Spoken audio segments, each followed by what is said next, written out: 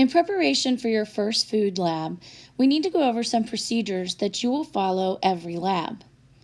One of the first things that you will need to do with your group is decide who will be the head cook, assistant cook, washer, and dryer for this lab.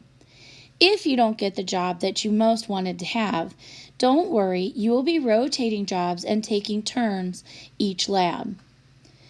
In general, the head cook and the assistant cook do the majority of the cooking, and the washer and the dryer do the majority of the cleaning up.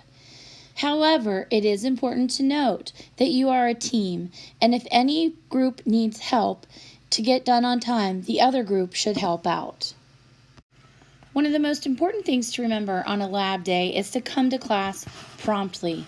We start most labs when you arrive and not when the bell rings.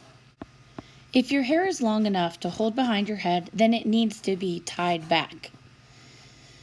You can earn 5 extra credit points every lab by bringing in your own apron and wearing it for the entire lab. You will need to make sure that you put it on at the very beginning in order to get those points. Also, at the beginning of lab, it is very important that everyone washes their hands thoroughly. You'll need to put away your books, purses, and backpacks in cabinet 10. The head cook should get a brown tray from drawer 11 and take it to the supply table to pick up ingredients needed for lab that day. While they are doing that, your assistant cook should be getting out the remaining equipment needed for lab. At the same time, the washer should get a cap full of dish soap from up near the teacher's kitchen at the front of the room. The cap should be taken back to your kitchen and run underwater to create hot soapy water in your dishpan and return to the front by the end of the bell. While all of this is going on, your dryer should get 2 clean rags and 2 clean towels from the basket. Remember, dish rags are squares and dish towels are rectangles.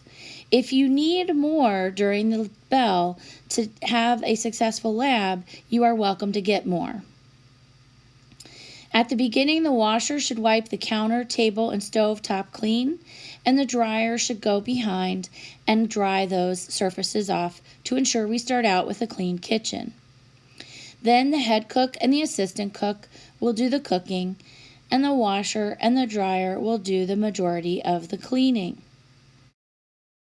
It is important to make sure that you wash your dishes in hot soapy water and dry them completely. Make sure you put the drying rack in the second sink so that they can drip dry while they wait for the dryer to dry them with the towel.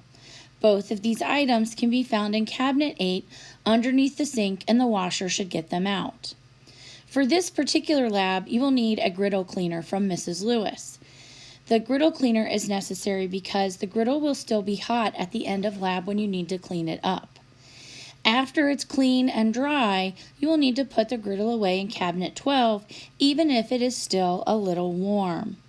And then all dirty towels and rags will need to be placed in the basket on the floor near the range in Yellow Kitchen.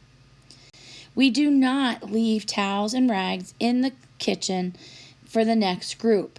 Each bell gets their own clean towels and rags. Let's go over some do's and don'ts for labs.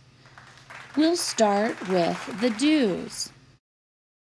Stay in your own kitchen except to get supplies. Make sure that Mrs. Lewis sees a sample of your finished product to be graded. If you spill something, be responsible and clean it up. Feel free to share what you've made with staff, coaches, and teachers. However, before you take anything to anyone, make sure you've sampled it and that it tastes good. If you would like to take something to staff members, plasticware and paper goods are available.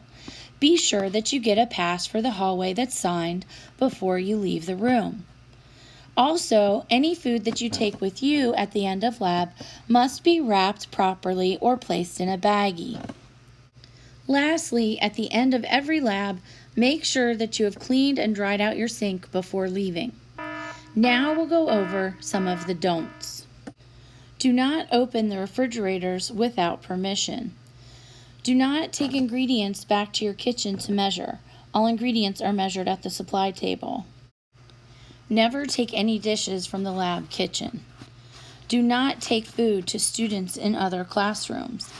And remember, even the food that you take is not allowed to be eaten in the hallway or other teachers' classrooms. Let's review.